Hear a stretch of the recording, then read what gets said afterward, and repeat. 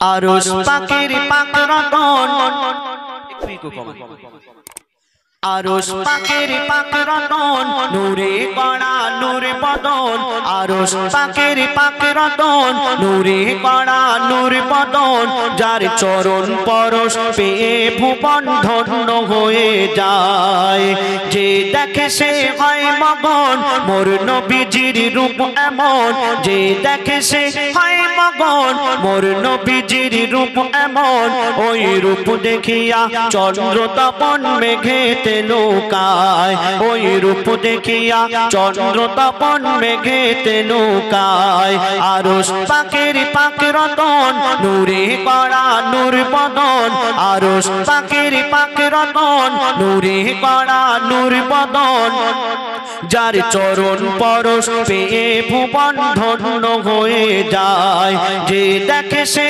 হয় মগন মোর নবীজির রূপ এমন যে দেখে সে হয় মগন মোর নবীজির রূপ এমন ওই রূপ দেখিয়া চন্দ্র তপন মেঘেতে লুকায় আর কি বলে পাবে না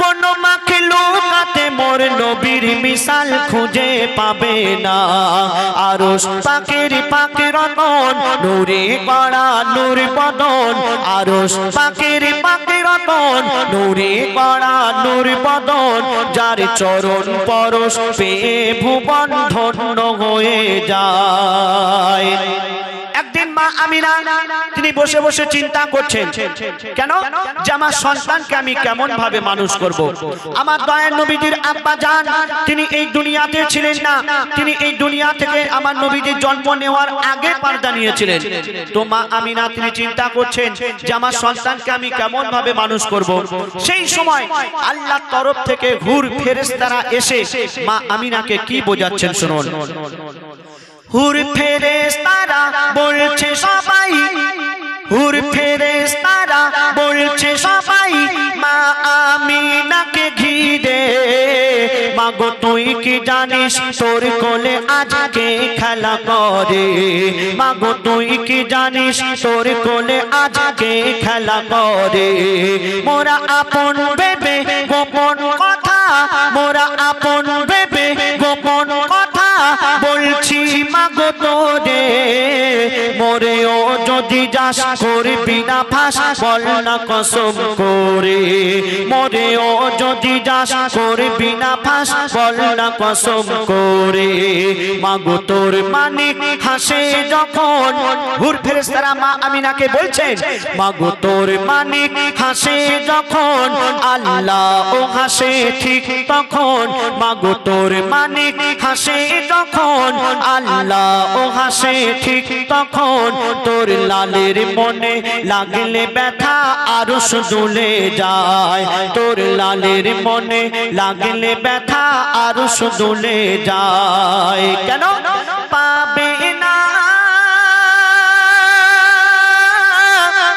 কোন মাখলুকাতে মোর নবীর মিসাল খুঁজে পাবে না আরশ পাকের পাক রতন নূরে গড়া নূর বদন আরশ পাকের পাক রতন নূরে গড়া নূর বদন যার চরণ পরশ পেয়ে ভুবন ধন্য হয়ে যায় নবীজির জামানায় কিছু বেদিন মুশরিক শায়ের ছিল আমরা যাদের বাংলায় কবি বলে থাকি আমাদের যে গজলগুলো লেখে আমরা তাদের কবি বলি আমরা যে কিতাবগুলো পড়ি যারা লেখেন তাদের আমরা কবি বলি তো সেই নবীজির জামানায় কিছু কবি ছিল শায়ের ছিল তো সেই কবি যে কথাগুলো লিখতো যে কথাগুলো বলতো সেই যুগের মানুষরা মেনে চলতো কবিদের বহু সম্মান দেওয়া হতো তো আল্লাহ রাসূল যখন কোরআন নিয়ে প্রচার করছেন আল্লাহর বাণী নিয়ে প্রচার করছেন তখন সেই যুগের মানুষেরা মনে করলো ইনি একজন বড় কবি কেন কোরআন শরীফ আপনি পড়বেন দেখবেন প্রত্যেক আয়াত গজলের মতো মিল আছে। গজল যেমন প্রত্যেক ছন্দে ছন্দে মিল, তো কোরআনের আয়াত ও আল্লাহ পাক একদম মিলিয়ে দিয়েছেন। তো আল্লাহ রাসূল যখন কোরআনের বাণী প্রচার করেন, তখন সেই যুগের মানুষরা মনে করলো ইনি একজন বড় কবি আর নিজের মন গড়া কথা বলছেন, নাউজুবিল্লাহ। তো সেই বেদিনরা একদিন আমার দয়ার রাসূলের কাছে এসে কি বলছে শুনুন। মদিনার যত কাফের বলে তুমি শায়ের, মদিনার যত কাফের বলে তুমি শায়ের, নাকি দেবতাদের দেবতা। রোজ রোজ কথা পাও এত নতুন নতুন কথা, রোজ রোজ কথা পাও এত নতুন নতুন কথা।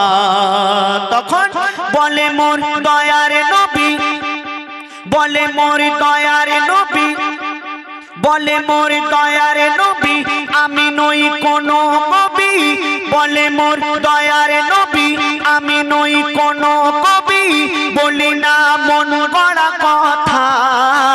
আমি আমার জীবনে ধরিনি কবু কলম আর খাতা, আমি আমার জীবনে ধরিনি কবু কলম আর খাতা।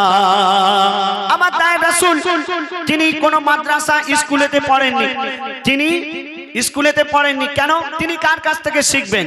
তিনি তো সবার শিক্ষা গুরু, তানার গুরুকে আল্লাহ। তো বলছে শুনুন, শোনো শোনো সকল ভাইজান, শোনো শোনো সকল ভাইজান, আমি শুনিয়েছি আল্লাহর কোরআন।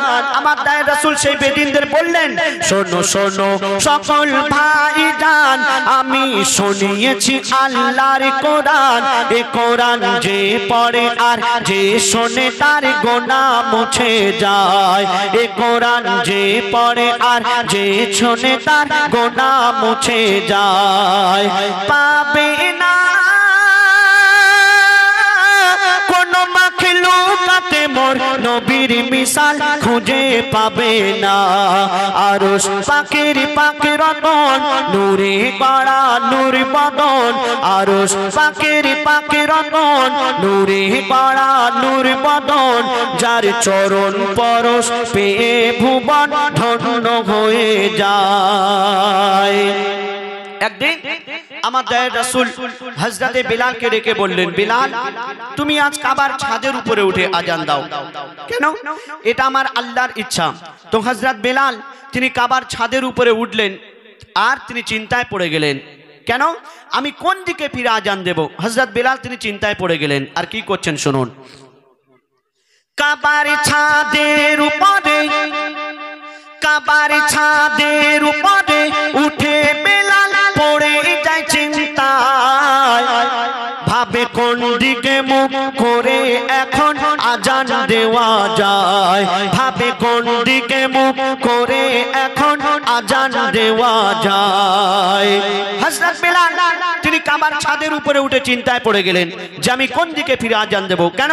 আমি তো কাবার দিকে মুখ ফিরে আজান দিই, কিন্তু কাবার ছাদের উপরে উঠে আমি কোন দিকে ফিরে আজান দেব? হযরত বিলাল তিনি চিন্তায় পড়ে গেলেন আর কি করছেন শুনুন। কাবার ছাদের উপরে উঠে বিলাল পড়ে যায় চিন্তায়, ভাবে কোন দিকে মুখ করে এখন আজান দেওয়া যায়, ভাবে কোন দিকে মুখ করে এখন আজান দেওয়া যায়। তখন হাজিরাতে বিলাল, তখন হাজিরাতে বিলাল নবীজিকে সামনে দেখা পায়, তখন হাজিরাতে বিলাল নবীজিকে সামনে দেখা পায়, নবীজির দিকে ফিরে মধুর সুরে আজান দিয়ে দেয়, নবীজির দিকে ফিরে মধুর সুরে আজান দিয়ে দেয়। আল্লাহু আকবার, আল্লাহু আকবার, আল্লাহু আকবার, আল্লাহু আকবার।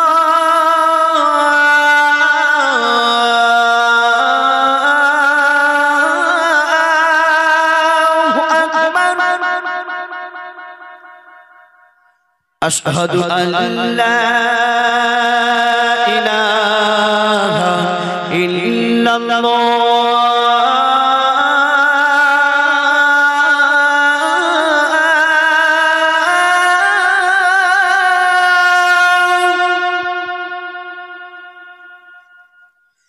أشهد أن محمدًا رسول الله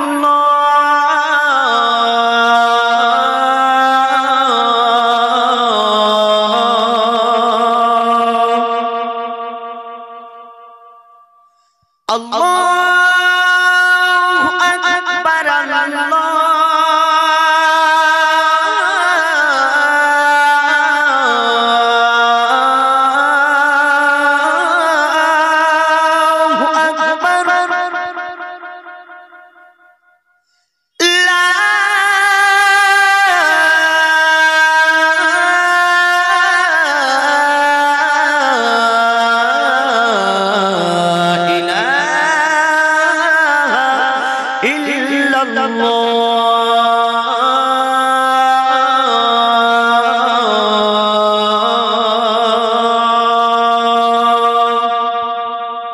হযরত বেলাল তিনি আমার নবীর দিকে মুখ ফিরে আজান দিয়ে দিলেন আর আকাশ পানে তাকিয়ে কি বলছেন তুমি আজ সাক্ষী থেকো মোর আল্লাহ হযরত বেলাল বলছেন তুমি আজ সাক্ষী থেকো মোর আল্লাহ রাসূল আল্লাহ আমার কেবলা তুমি আজ সাক্ষী থেকো মোর আল্লাহ রাসূল আল্লাহ আমার কেবলা মোর কেবলার সাথে আল্লাহ গো মোর হাসর যেন হয় মোর কেবলার সাথে আল্লাহ গো মোর হাসর যেন হয় আরশ পাকের পাকের মন নূরে গড়া নূর বদন আরশ পাকের পাকের মন নূরে গড়া নূর বদন যার চরণ পরশ পেয়ে ভুবন